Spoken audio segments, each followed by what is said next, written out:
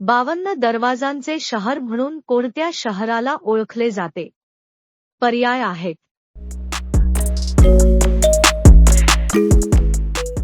1. औरंगाबाद, 2.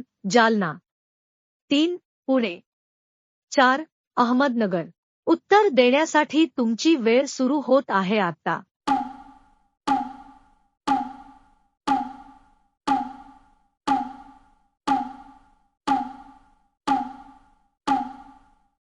उत्तर आहे 1. औरंगाबाद. 52 दरवाजांचे शहर म्हणून औरंगाबाद शहराला ओळखले जाते.